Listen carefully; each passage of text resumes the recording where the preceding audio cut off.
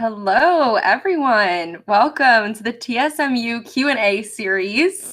So happy to see you all here tonight. I'm your host. My name is Emily Kroll. I'm the Gaming Strategic Marketing Manager over at Lenovo Legion. So I work with TSM on a daily basis, and I'm so excited today to be joined by this extremely special guest, a legend in esports, Max Olivo. Give it up in the chat for Max. So for this Q&A, hey Max, how you doing? Good. How are you, Emily? Doing great. Wednesday. It's Wednesday, halfway through the week. Almost done. Almost there. Awesome. Well, I'll lay down how this works. For this Q&A, we'll be pulling questions from our TSMU Discord. So if you have a question for Max, head to discord.gg/TSMU and ask your question in the Ask Stream Questions Here channel. Once you've asked your question, join the waiting room voice chat and wait to be selected to join us on the show. So while people get their questions in, Max, why don't you let us know a bit about yourself and what you do in your role as art director at TSM? For sure. Yeah, would love to. Before that, I want to thank Emily for coming on to host and moderating today's Q&A. Lenovo Legion is one of my favorite sponsors. Please give me a new laptop. Anyway, I'm super happy that Ali and TSM decided to start a new initiative like TSMU. I think if any esports org is going to start an initiative like this, TSM is the best one to do it, because I think that at TSM we're just overflowing with a bunch of incredibly knowledgeable and talented people who are super down and willing to share what they know. So yeah, I'm happy that I'm the first one that was chosen for this Q&A series. Thank you again, Ali. And yeah, I guess as a little background for myself, my name is Max. I've been working in esports since 2013, starting off as a freelancer, as a videographer. Through 2013 and 2014, I built up my portfolio and eventually got hired by TSM at the beginning of 2015. And since then, I've been working at TSM, serving as their director of video production at first. And then after doing 6 years of that, I moved on to being their art director, which was at the beginning of this year. But yeah, if you do know who I am, you probably know me from directing TSM Legends, which is our LCS reality weekly show that we started all the way back in 2015, and it's still going today.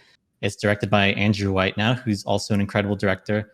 And so, yeah, I'm happy to say that that's still going on in its 7th year and its 7th season. And yeah, as for what I'm doing today as an art director, I'm working as more of an overall creative for the company. I'm currently working on developing TSM's visual brand, visual look, and just making sure everything's more cohesive, and just pitching in as a creative and the many different projects that TSM has going on at one time. So yeah, that is me.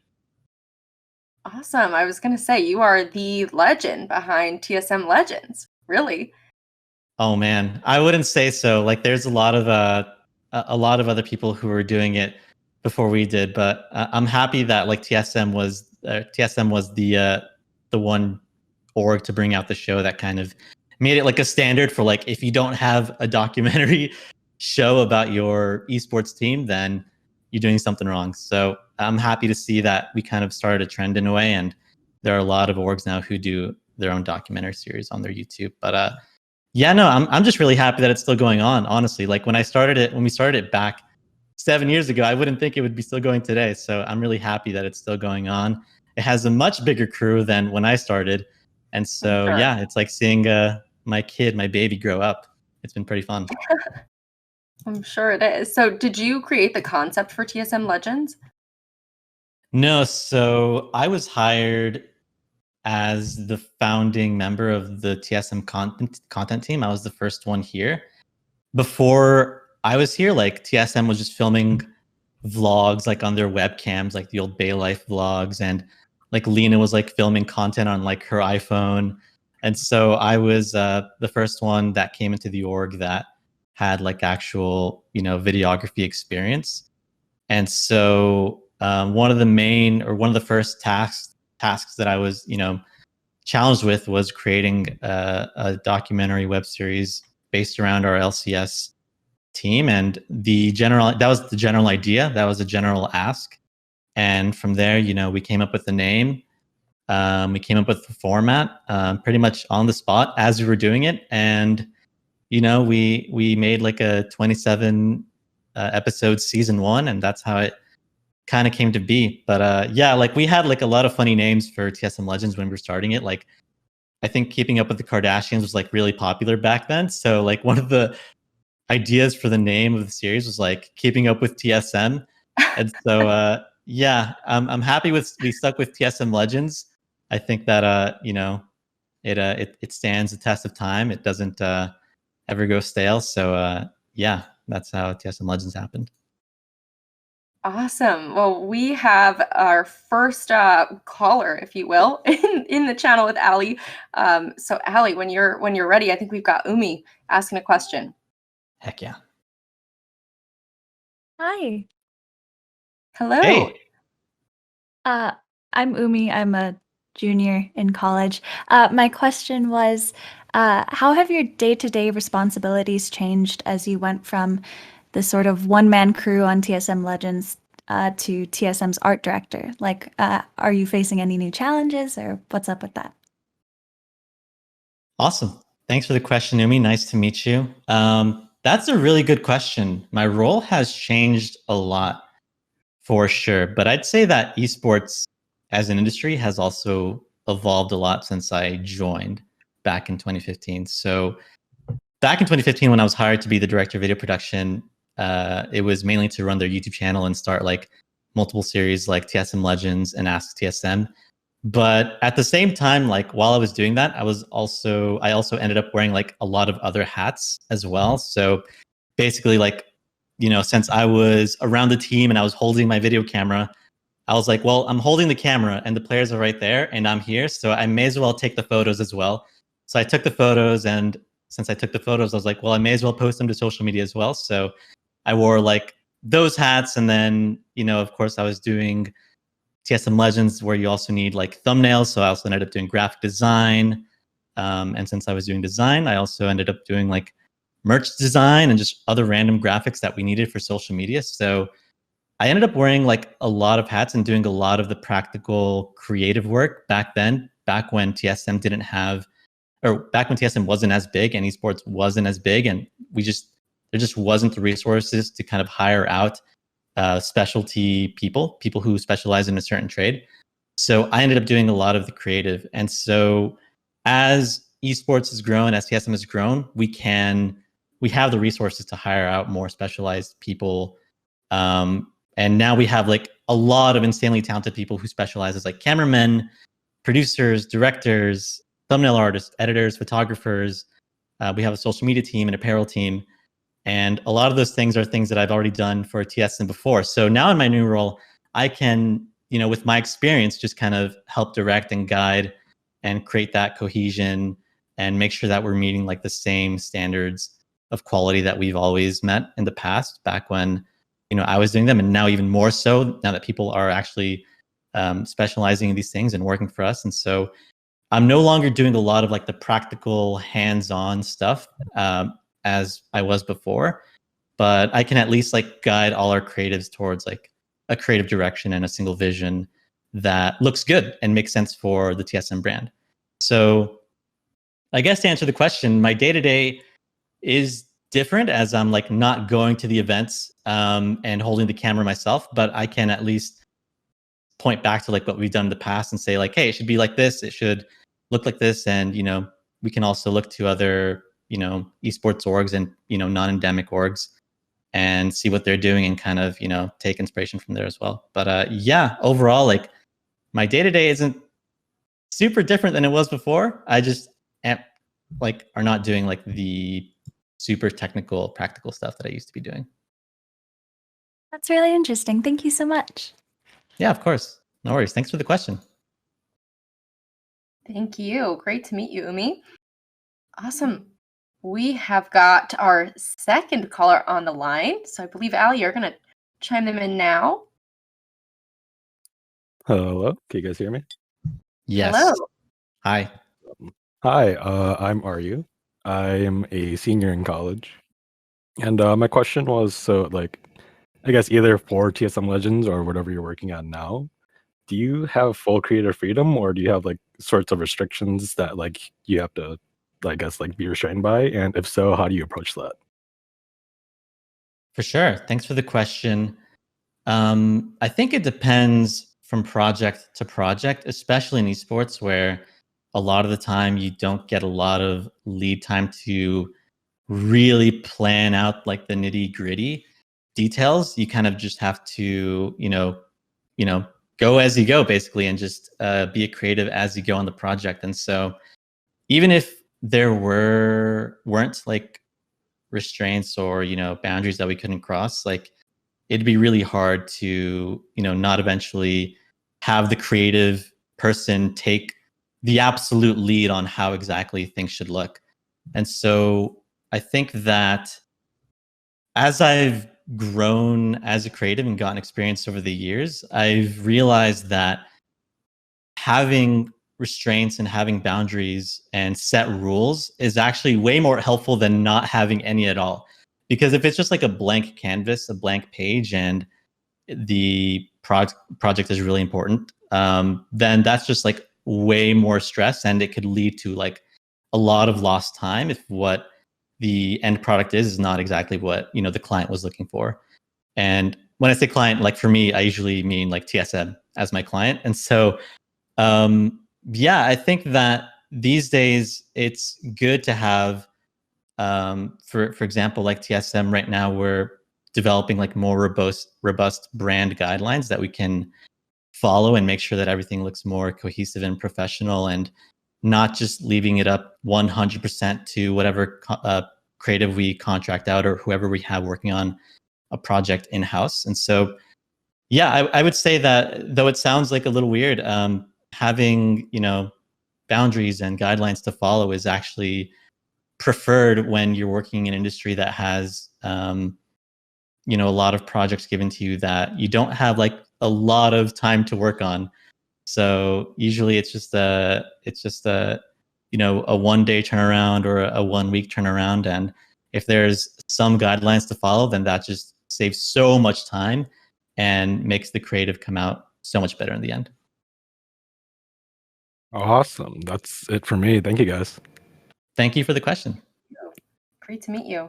And sometimes even Max, I'm sure you have to take in other companies' guidelines as well. If you're creating content on behalf of a brand like TSM, like sometimes Lenovo Legion is doing content with you guys, and of course you keep those in mind as well. So I hope that helps as well. For sure, absolutely. Like sometimes we get brands that we work with, as one-offs, or even some of our sponsors, and they have like extremely very particular, robust brand guidelines that we have to follow. Like it has to be this font, it has to be this specific shade of blue, it has to be exactly like this. And we as creatives, especially when we have like really tight deadlines, love that and appreciate that so much more. You may think that it like kind of holds back the creative and makes it not as unique as it could be in the end, but when it comes to like very short deadline stuff, that it's super appreciated by creatives and it's not a bad thing at all. So yeah, that makes me happy to hear, for sure. Well, I know we've got our third caller, Magikarp. I think you should be dialing in here from Allie in a second. it's a great Pokemon. Awesome Pokemon. Thank you. Can you guys hear me? Yes. You can. Cool. So hi, my name is David. I am a sophomore at North Carolina State University studying marketing and advertising. And I had a kind of a particular question, more of the nitty-gritty of graphic design. I wanted to ask you guys' workflow look like for coming up with unique, high-density, repeatable patterns, like the pattern that you used on your 2021 jersey. Are there any particular programs that you use beyond just the standard Adobe suite in that regard? Awesome. Well, thanks for the question. That is very particular. And I actually saw your question before we went live. And I paid a lot of attention to the question, mainly because that pattern actually predates me as the art director at TSM. And so I couldn't tell you exactly how that pattern was made, but what I can tell you was that Illustrator was used to create it. And Wheels told me that I can share my screen on the stream. So hopefully this works and I can switch over right now because I managed to dig up the exact pattern that we use for our jersey. So is this visible? Can I can see it. Awesome. Okay, so if Emily can see it, I hope everyone else on the stream can see it. But this is the pattern that we use on our jersey, and it may look pretty straightforward when you're kind of watching or looking at the jersey. But if you take a closer look, like each pattern is kind of its own layer here. So like the overall like maze pattern is its own thing here that you can just take apart and manipulate however you want and edit it. And then if we go layer by layer, like you'll see that it starts with like really basic shapes, like these triangles. Then we go into the maze pattern, and then they add some cool grungy splatter effects in the back, and then even more maze pattern, and then just finish it off with some more triangles in the back. So I can't tell you exactly what the designer's mindset was when they were going through designing this, but I can at least show you the different layers and seeing how it may look like a simple pattern when it's on a jersey like this, but the subtle details, like when you zoom in, you can see that a lot of these patterns are actually overlaid on top of each other, and eventually it creates a pretty cool and complete image that turned out to be a pretty cool jersey that we have this year. So yeah. Awesome. That is so insightful. Thank you so much for taking the time to dig that up. That's the only question that I had for you, but thank you again, because that's really insightful. Awesome. No worries. Thank you so much. Yes, thank you. And Max, the chat is popping off here. Everybody is loving this design. Heck yeah. It's a beautiful jersey. Our apparel team worked really hard on it early this year to make it really cool. And if we posted like a cool kind of infographic on our social media earlier this year to kind of detail out like what all the intricate details on the jersey mean. So like the red signifies something, the pattern signifies something. Of course, we've got the stars going on there, and we've got a cool pattern going down the sides of the jersey. So yeah, there's a lot more thought and care put into these designs than you may think. Oh, that's awesome. Love to see behind the curtain a little bit and hear about the design really that went into it. That's awesome. Our next caller, Crimsy, has 2 questions. Holy we'll allow moly. it. We'll allow Welcome. it, yeah. Hello. Hello. Hey, how's Hi. it going? So, Good, how are you? Hey, I'm good. So I'm currently a junior in college. I also mod the official TSM Discord, but I love all of TSM's content, been following since 2014. But it's great to see the journey that has come from Legends all the way up to what it is now. So I guess my question here is, what do you think has distinguished TSM Legends from other video content and from other organizations' content? That's a great question. You mean Legends in particular, right? Yeah, so Legends compared to like Team Liquid's, I guess, Rebirth. Sure, yeah. That's a great question. And I think it's like a major thing that we've been pretty conscious of like since the very beginning. And especially when I stopped directing TSM Legends and I handed it over to Andrew White, who's been doing a great job with it. We kind of, when we were doing like that handing off process, we really had to think about like, how can we keep Legends the way it is and what makes it special and why do people keep coming back and watching our series way more over the other series. And of course, having like a really popular winning team is pretty helpful to the success of the series. But we think that TSM Legends has an upper hand over other orgs' documentary series because we put a lot of thought and heart and soul into every detail of every episode, or at least we try to, because it's in no other industry will you find an organization producing weekly documentary series content that's like 20 minutes plus each episode with a turnaround time of like 5 days after the events have happened. So it's pretty rare to find that. And sure, like you can find other like major sport, like traditional sports teams have like their own documentary series, but they're usually like 5-minute vlogs that aren't like the most highest quality. And so I think that TSM and the other orgs like you mentioned, like TL and now 100 Thieves, and I think Dig does one, all kind of raise the bar of like what weekly documentary series can be and how they can help promote a brand. But for Legends in particular, I think that we just have like a lot of heart and soul in ours. And I think what really helped us is it may be like it's like a trade-off for sure, but it may be that since there are like a lot of less hands that touch TSM Legends, like to this day, like TSM Legends has a production crew of like 3-ish people, 3 to 4 people each week for each episode. Whereas if you go to like the credits of like an episode of Squad, and I love Team Liquid and I love Squad, so no hate against them. But if you go to their end credits, they have like a bunch of people listed out. And so as more and more people kind of, touch a product and have their say on like what it should be, then it kind of just becomes a more like not very cohesive, meaningful piece. Whereas if you have someone just directing it like me, and in the beginning it was just me and editing and shooting and producing and doing it all, then it's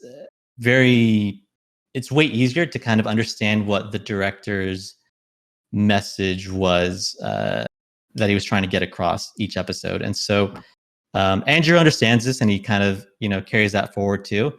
And he's super thankful that like it's not just him making the show anymore. He has help from Caesar being a camera guy and an editor as well, who's also directing episodes this year as well. And so I think that Legends just kind of stands out because our show has a lot of has a team that has a lot of history behind it. We can pull on the nostalgia strings a lot, calling back to previous episodes and older rosters. And I think that it's just I've always kind of liked to think of it as, especially now in our 7th year and Bjergsen is like the head coach. If you think about it, you can kind of think of TSM Legends as not just the story of like the TSM LCS team, but like the overarching story of like Bjergsen's development as a pro player and, trials and tribulations throughout his career, all the way to, his transition towards, being a coach. And so I think that having that kind of cohesive storyline that you can follow episode to episode and just kind of seeing the development of our team and not just having them, talk about the game, what went wrong in the game, what went right, why they won, and getting more, up close and personal with them is a strength that Legends has above other teams. Awesome. I guess like you mentioned with seeing all the credits at the end of Team Liquid's documentary, it's like I'm guessing you could say it's like a clash of creative differences, perhaps, if that's correct terminology. Maybe, I'm not sure, because the quality and is so good from TL and Squad and 100 Thieves with the heist, and the quality is so good that it's almost like just it's a different way of doing things. Like it's not bad, it's not worse. It's just different than what TSM Legends tries to do. We consciously made an effort to even if it sucks, even if we have to work a little bit harder, a little bit more, since it's less crew. We feel like the stories that we have to tell come out much clearer and are just way more interesting to follow and watch. And we have a brand new roster this year, 4 new players, and our star players stepped down from the main roster.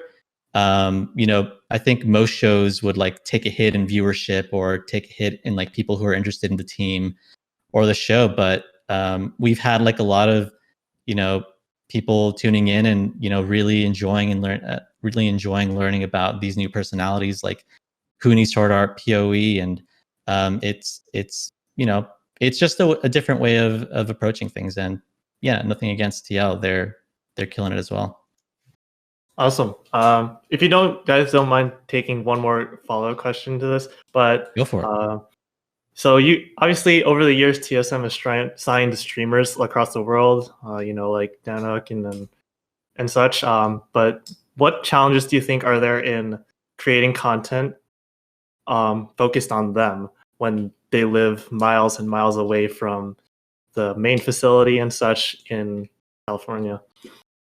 For sure, that's a great question, and something that really became an issue and apparent during COVID times, when we couldn't just film with them. We couldn't film with basically anyone that wasn't like immediately right in our neighborhood. So we learned a lot this year about like how we can create content with them even when they're miles and miles away, or just impossible to meet up with them because of the circumstances. And we found that that we started experimenting with hiring out external camera crews and producers that are local to them, that they easily can get to our talent and just understand what procedures we have as an org and what the content should be like. We provide the scripts, we provide all the templates that they need to produce a show on their end. And so thankfully we have a global database of like a bunch of creatives all over the globe that can help us get to pretty much any of our talents and produce content with them. And so with Dinukti in particular, like we had a team there in Europe that was able to go to her and produce content with her, and it turned out amazing. Same thing with the Mayumi signing. We had a team in Brazil that we hired out to handle that production, and then we came back. They came back to us and then showed us the footage, and then we just gave them some pointers and what we're looking for as an org to kind of TSMify it a bit more. And that's how it's been going on during COVID. Because for sure, back in the day before COVID, we would for sure just send out like one or two crew from LA to all these places, and we found that hiring out and contracting out people is also a really viable way, as long as the pre-production is all really meticulously planned out correctly. Like we can make any good product with our talent, no matter where they live. Awesome. Thank you guys so much for answering my questions. And I hope you guys have a great rest of your day. Of course. You too. See ya. All right. Have a good one, guys. Bye. That's awesome. I didn't know we had rogue content teams going out. That's really cool. Oh yeah, for sure. They've been invaluable to us, especially with people with our talent who aren't here in LA, who can't be around the facility. We have Dana, of course, like he mentioned, over in Europe. We've got Lefton over there, Mayumi in Brazil. TSM is truly like a global brand these days, not just LA based anymore.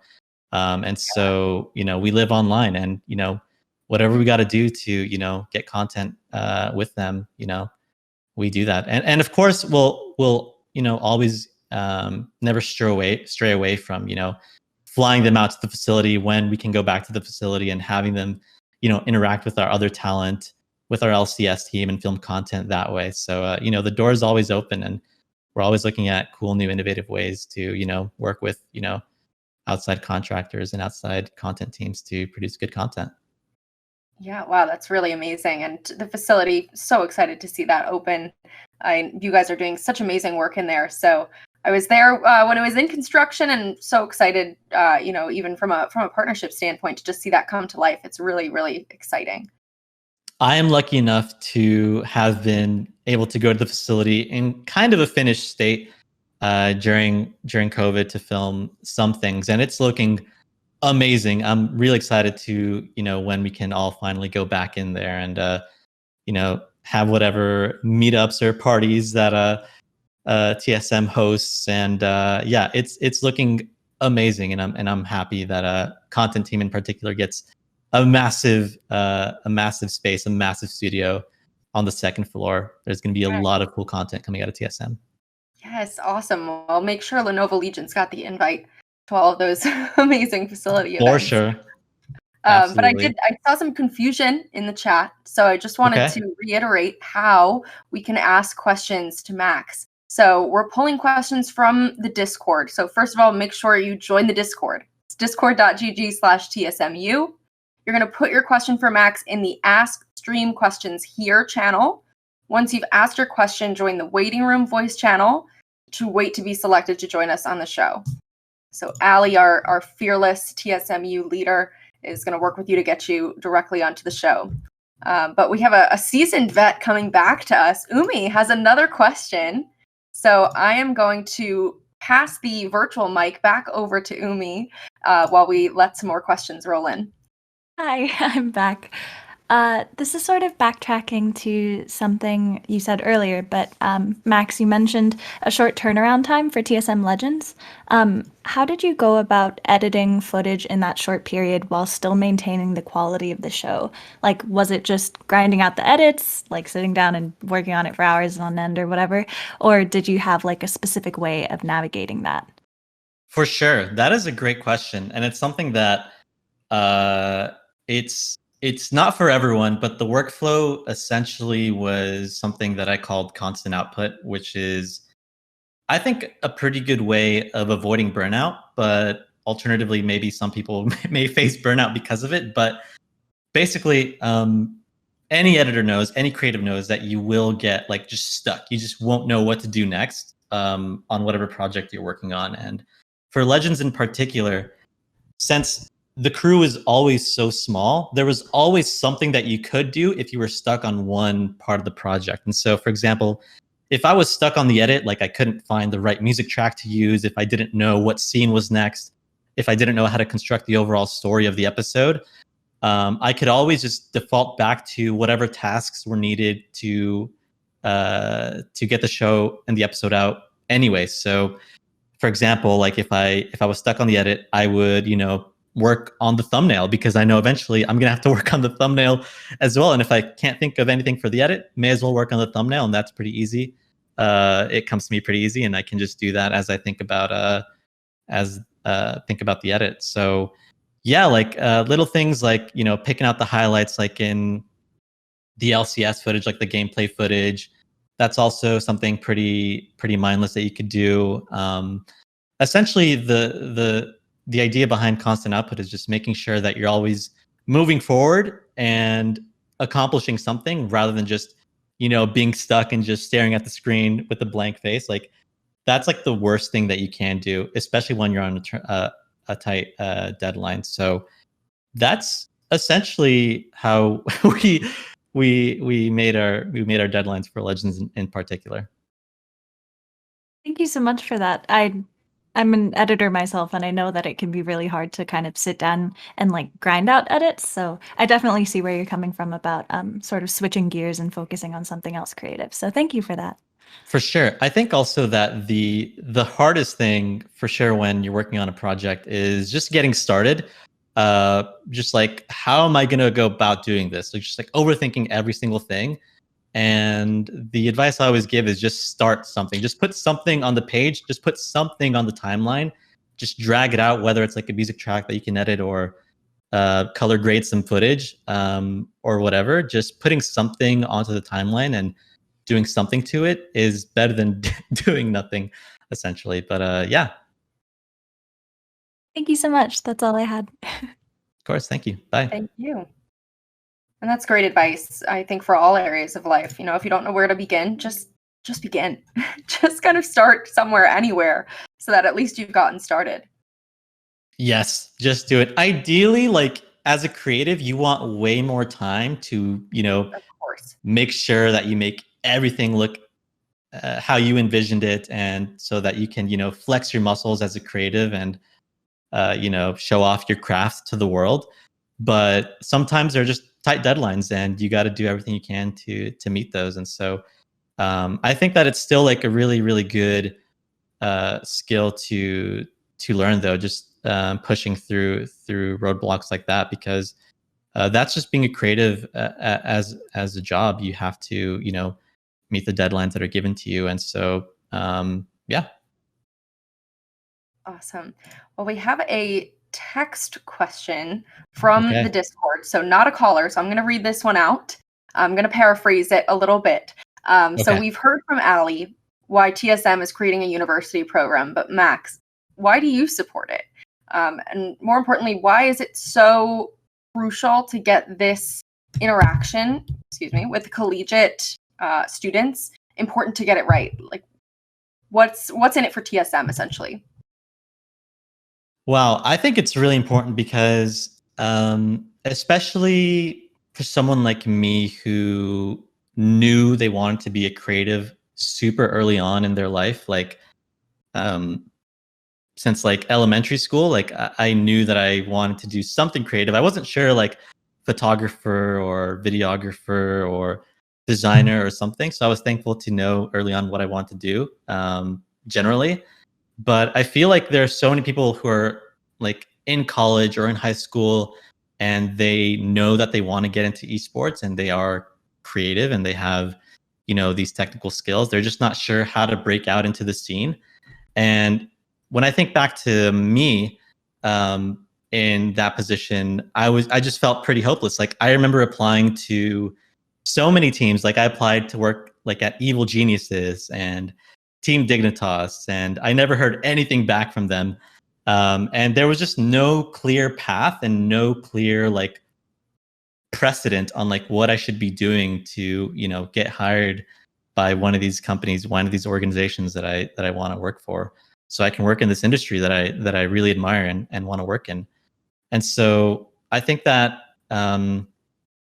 TSM having the roster of industry people and creatives that they have, it just makes sense for us to give back and kind of help foster like new talent, whether they're creatives or whether they want to work in another department or section of esports. Like I think it's really important to just kind of lay it all out there and not pull the ladder under us, and just make sure that there's a path for people who are younger, and remind us of ourselves when we were back there. So yeah, I think that TSMU is a super important initiative, and I'm really thankful for Ali and TSM for setting it up.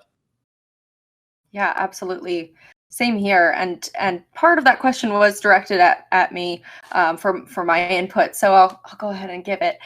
For me, it's so important to raise awareness on the different roles that are available within the esports industry. It's an industry. There's so many different companies, so many different types of roles that are making this industry run. It's not just, the people that are in front of the camera that are making the entire industry run. It's people like Max and myself and Ali, people who are doing sales and marketing and all kinds of different business roles that you might not first think of when you think of the esports industry, that are actually, just as involved and really making this industry run. For sure. And I guess I think to a lot of people, working in esports seems like such an impossible dream. That's just like you have to get really lucky or you have to know someone to make it in. And it's not the case at all. Like there's no like magic involved here. There's no secret sauce. Like as a creative, like I can speak to like the creatives who work for esports teams aren't like these magical beings who know like the ultimate secret sauce on how to make cool content or graphics or photography or whatever. It's simply people who have a passion for creating already, who also happen to be timely and responsible and communicative, and of course have a passion for gaming and esports and want to see this industry keep growing. So if you are these things and you have like a great portfolio and a good track record and a nice resume to back it up, then you can make it in. You'd be golden. Yeah, absolutely. I'll say one common denominator amongst all of us folks who work in the esports industry is really that passion. And the gaming industry in general is that passion. And working at a company like Lenovo, which is, just a massive Fortune 500 company where gaming is only a portion of our company's business, that's what people notice about the people at TSM, about the people that I work with. It's really the passion that's gotten us here, and that's what makes this industry so unique. For sure, Emily. Totally 100% agree. Esports is like so exciting too because it's still like constantly evolving. It's so different from when I first joined back in 2015. there are constantly new things that are needed in esports, like new positions. For example, like there's evolving technology like artificial intelligence, VR, augmented reality, all these new things. Like NFTs are brand new. I don't know what an NFT is, but I'm sure someone that's young out there kind of knows. So we're always kind of on the lookout for talented new people. And then I should say also that as someone who did a lot of the hiring, most of the hiring for the current content team at TSM, just because like a team doesn't have like a job listing on their website or on their Twitter or whatever, doesn't mean that they're not hiring. Like I can speak for TSM at least that we're always looking, we're always hiring, we're always seeing like these tweets at us with the resumes and their portfolios, and kind of just taking note of like what's out there and who's out there and what these people have to offer. And so now that there's like a really great medium, a great forum like TSMU to kind of just make it even more streamlined, I'm hoping that we can get some eventual hires through this program. Absolutely. That is so awesome to hear. We do have another caller. Hoki, I think, is on the line. So Allie's going to send them on over. All right. Hoki, are you there? Yep. Hello. Hi. I'm Pokemans, or Carlos, as some people here know me. Student at Los Angeles Mission College, community college, and my question is, how do you balance up producing something you like, but the audience may not like as much, or vice versa?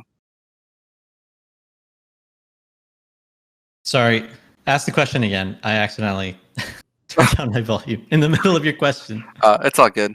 How do you balance up producing something you like, but the audience may not like as much, or vice versa? Okay. I understand.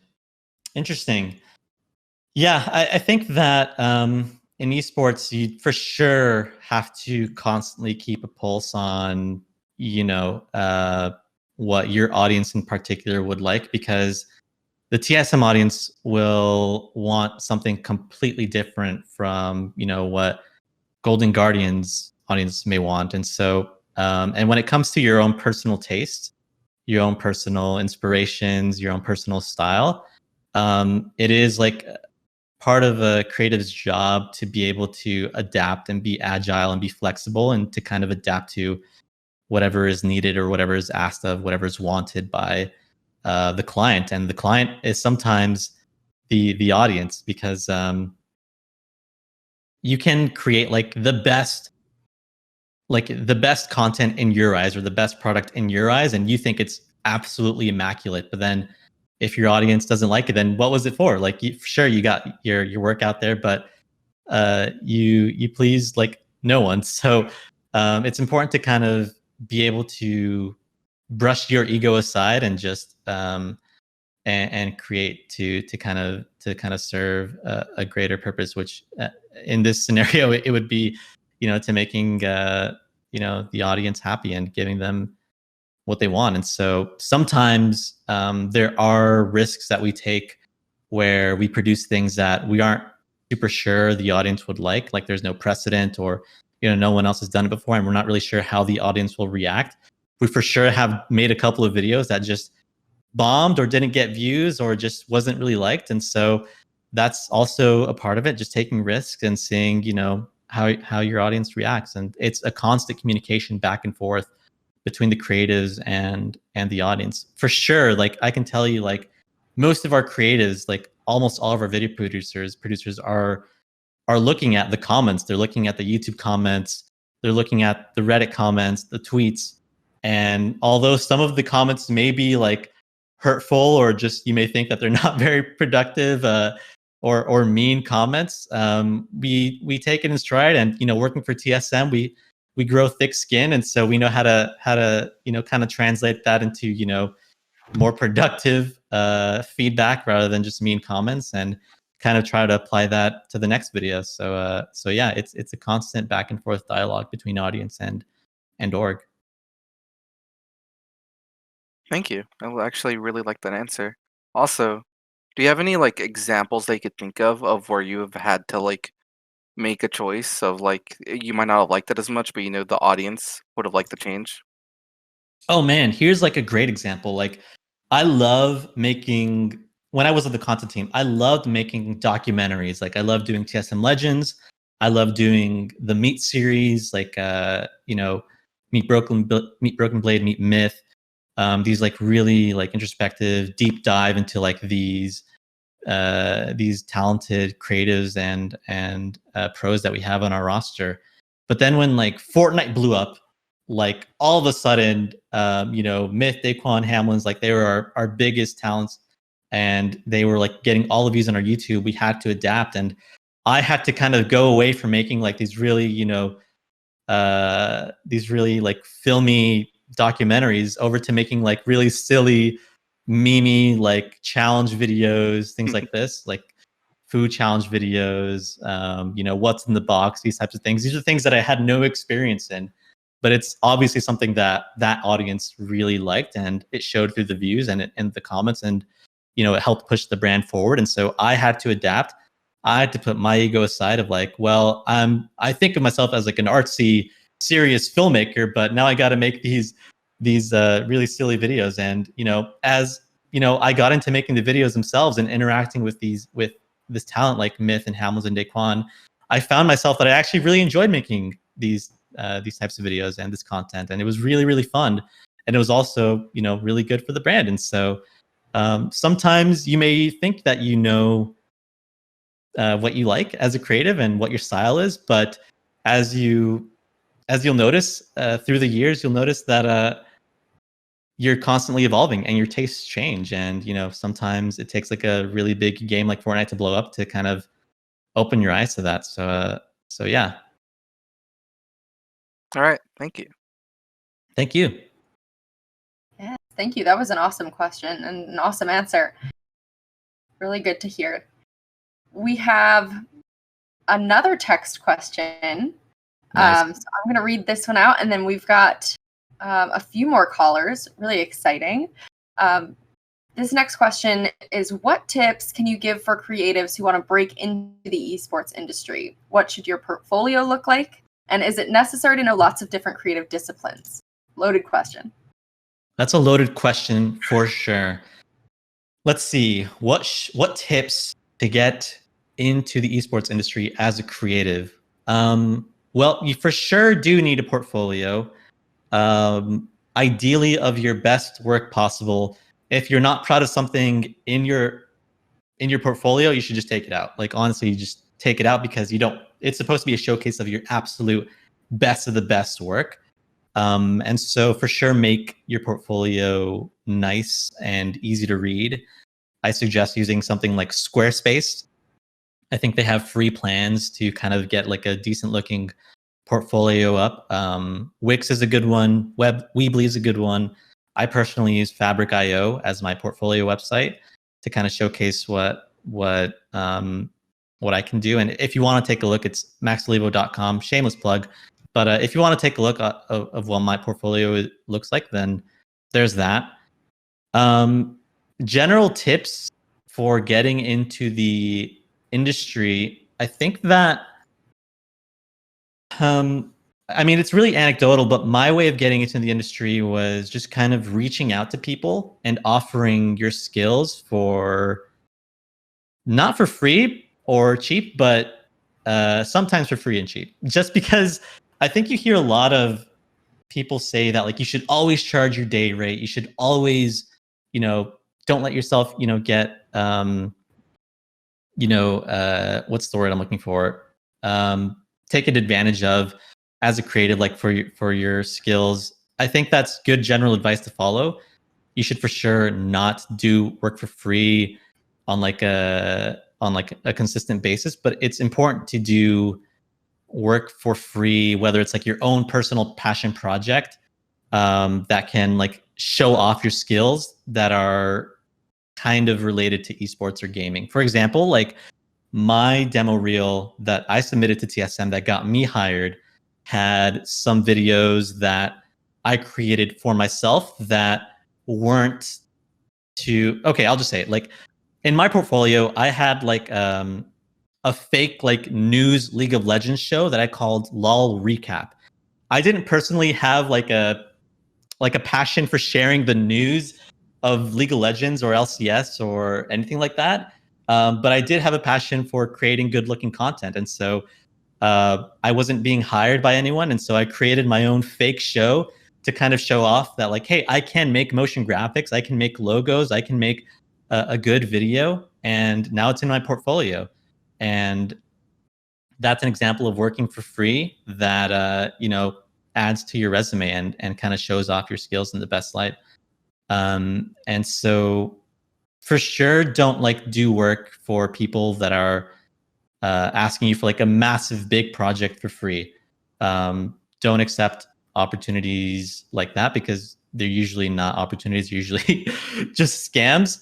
And so for sure, don't yourself get taken advantage of. But I would say that when I reached out to the first organization that I worked for in esports, it was through a DM through Twitter, and it was just like my high school portfolio. And I was like, hey, I can make good looking videos. Can I work for you at this tournament that's in Dallas, which is where I lived at the time?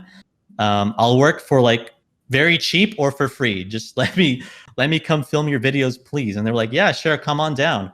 And then I showed up to the venue and I filmed some content for them, went home and edited it.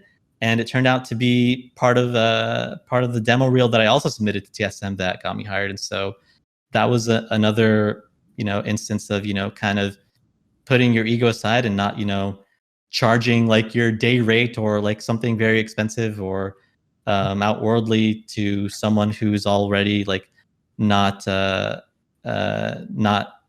looking for hires, but are willing to take in help. And, they can at least be opening or help you open doors to other opportunities. That's awesome. Chock full of good advice here tonight, Max. I have a personal question for you. Are you okay to go slightly past 6 your time? We've got 3 more questions. I am down. Let's do it. All right. Awesome. Well, Crimsy is back with the second question. Okay. Here, Crimsy. We're ready for you. All right. My last question here is, how does the content team deal with, the suggestion and search algorithms across all their media platforms that they post on to get the most interaction possible? That's pretty much the question I have here. Okay, thanks for the question. That's a really great question. So there are a lot of ways that you can approach it. For sure, like from purely just if you're a YouTube channel and you want to go onto the trending page, a good way to start is just kind of seeing what other videos on the trending page are doing, and then kind of try to apply that to your job or to your YouTube channel.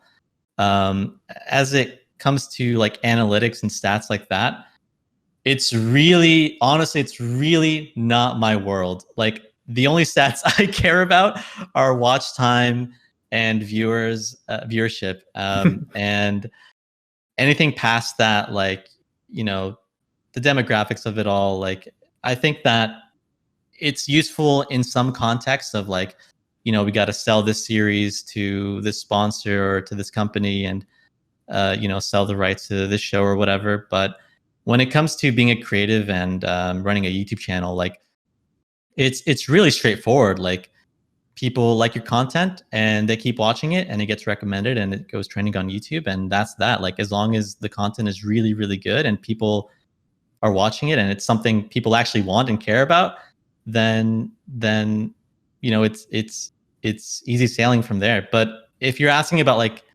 deep analytics and the algorithm on YouTube, oh no.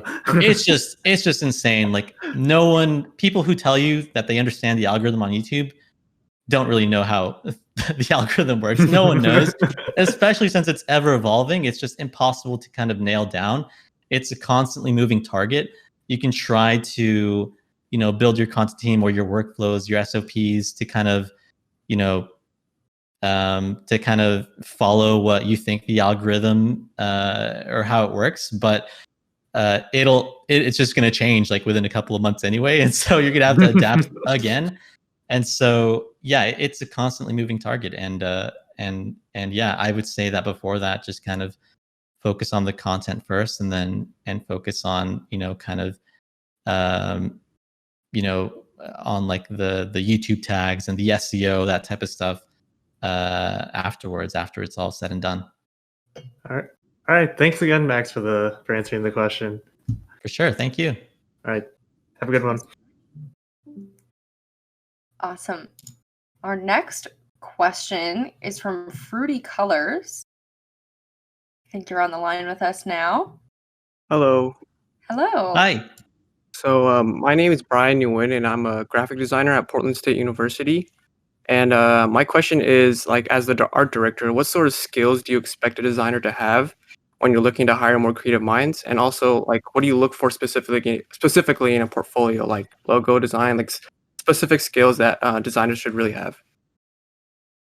Okay, this is a great question. For sure, like the baseline is knowing as much creative software as you can, like Adobe Photoshop, Illustrator. If you know motion graphics, it's a plus. But as for a graphic designer in particular, we'd love to see like a good variance of like the different projects that you work on. So for example, whether it's a straight up logo type design, or whether it's like a mock-up, like a 3D rendering of a product on like, how the logo looks like on a soda can, or things like this. Like that's the stuff that we really look for. We look for like variance. We don't look for it's a bad sign when the portfolio is like really one tone. Like it's, oh, like this person just does logo design in this specific way. And like, it's really cool that some people have like really distinct styles and that's all they do. But if you're trying to get hired by a company full time, then they're going to want to see more variance, I guess, in skill sets. So yeah, I would say that a good balance of like illustration and how it can be applied to like apparel and products, tangible things that you can sell, mock-ups of logos, and seeing the logos on t-shirts, that type of stuff is always really good. So yeah, that's what I would say. And also it's not really required, but it's always really cool to see when we get applications for like a graphic designer position, and then on the side we see that like, oh, by the way, I also do some like 3D work, or some work in Cinema 4D or After Effects, and things that are really not their thing. It's cool to see that they're pushing themselves and they're kind of trying out different mediums and different ways of doing things. So yeah, I'm especially interested by people who have like practical traditional art skills, like they can paint and they've done murals, things like this. So yeah, bottom line is like basically just variance and making sure that every piece that you have on your site, it kind of tells like a different story of like what you could do as a designer and what value you can provide to the company. And especially if you're applying for an esports team, it'd be really good to have like mock-ups or examples of like how, for example, if we were hiring for a graphic designer, we would want to see like how our logo could be applied to in this different style or on this different product. It'd be really cool to kind of get a visual on how practically your skills can translate into actually working for us. And so yeah, that'd be my advice. Cool. Thank you for answering my question. I definitely have like a broader sense of what organizations expect now. And yeah, thank you for your time. Thank you. Yes, thank you. All right, Max. One more question. This one's coming in from Josh. Pardon the cat meows if you can hear them. But Josh, I think you're on the line with us. Hi, yeah. Hey. Hi, Josh. Hi, I'm Josh. I'm president of Towson University's esports program. And I guess my question was, and it's kind of like a two-pronged question. The first one is, how do I kind of show esports in a positive light to faculty? Like, what's a good way to target? Like, what content? What should I like be sending them? How do I format it in a way that like, because I've spoken to them and they wanted to host games and they're like, oh, sorry, no shoot 'em up games. And I'm like, you mean first-person shooter games or like what? Like so there's kind of that like gap, and how do I kind of fill that? Would be the first question. That's a really great question. Emily, if you also want to jump in on this one, I think you could also, lend a good opinion on this one. As someone who works for Lenovo, I think a good way of showing off esports is probably not to show off like the the foul mouth parts of it, of course, because that can happen. But for sure, show like the camaraderie of like the players on stage and like the excitement of the crowd, in the stands, and like not only are the fans like watching from home, but they're also showing up to like the LCS tailgate, and they're having a fun, wholesome time playing games with at the org's booths and tents outside of the LCS studio. And I think that like there's so many things that you could show them, but I'm honestly kind of blanking. Emily, do you happen to have any advice here as well? Yeah, and from Lenovo's perspective, we are selling Legion PCs to universities who are making their own esports organizations. So I think it's definitely existing already. There are schools that are developing these robust esports programs all the way towards having scholarships for esports athletes in a very similar way to traditional sports D1 athletes. So it might even be helpful to go and show them how other schools are doing it, so that they're aware that they need to pick up on esports being as big as it is and how much opportunity there is for students. And kind of what I was saying earlier, there is so much opportunity in the esports industry as a whole that if you can help to paint that picture for the faculty, that might go a really long way, so that they can understand this isn't just a couple kids playing video games. Like, this is an entire industry. This is somewhere that you can really make some money, and this is why it's important. Yeah, no, it's I've definitely seen that. It's pretty crazy with the whole thing, and I appreciate that. And I guess the second part of the question is, as with such a competitive space as like social media, with like esports orgs, especially colleges, like there's about 100 200 universities. How do you stand out, and like what type of content really like helps push you above other I think that's yeah. What type of content can you make to push the program, is what you're asking? It's kind of, yeah, to push your program into more of just a lot of universities. What I see is they'll just post like two teams logos, and then they'll post like the score, and they'll say we won, and that's not really engaging content, especially if Right. I feel like university's so specific. Like a random person's not just going for your university. So how do you kind of get that edge of like, oh wow, this, even though it's a university that I don't know or don't go to, like that's cool, or that's good stuff? For sure. I think that showing, again, like I think it always kind of goes back to creating something that an audience can actually connect with, especially if it's tied to a university or a college. Like, college sports is massive. And so if you can even do a little bit of that magic where you could create like a small mini documentary, like a 2 or 3 minute video about like a specific player on a specific member of the program, and kind of highlight them, how video games have played a role in their life and why they're in that program now, and if they ever end up competing like for the university, on behalf of the university, and kind of just showing that journey. That'd be cool. I think that getting, up close and personal is always like a surefire way of like getting people to care, basically, and kind of take interest in whatever program or product or piece of content that you're trying to get out there into the world. So yeah. I really appreciate it. Thank you so much. Thank you. Thank you. Awesome. Well, I think that was our last question, Max. So you've been an amazing, amazing first guest. I feel like I learned things. Really awesome advice across the board here. So thank you, Max. Thank you so much for joining us. The first ever Q&A.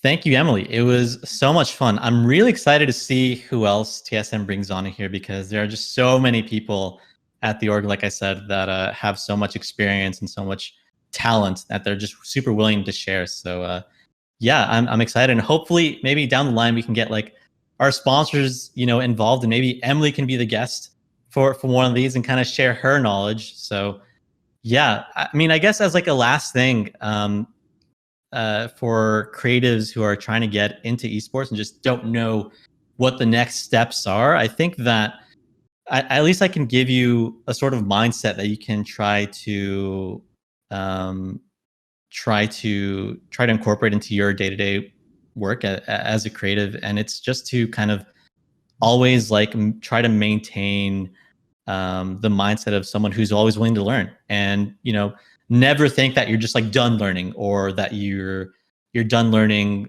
a specific software just because you've mastered Photoshop. We'll move on to the next software.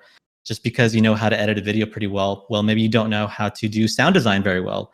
And all these things can just help you look even better on your portfolio. And as I said, esports orgs are always on the lookout, especially people or orgs like TSM are always on the lookout for creatives who are really talented in whatever fields that we're looking for. So yeah, never get complacent, because as soon as you think that you're done learning and you think that you've got it all figured out, there's going to come a moment in your career where you're just like, oh, I don't know anything. Actually, I don't know anything at all. And that shouldn't like frighten you, and you shouldn't like run away from that. It should excite you. It should excite you that you don't know everything, and that you still have a long way to go to develop your skills and your style or whatever you're doing. So yeah, get out there, be creative, and develop your portfolios and your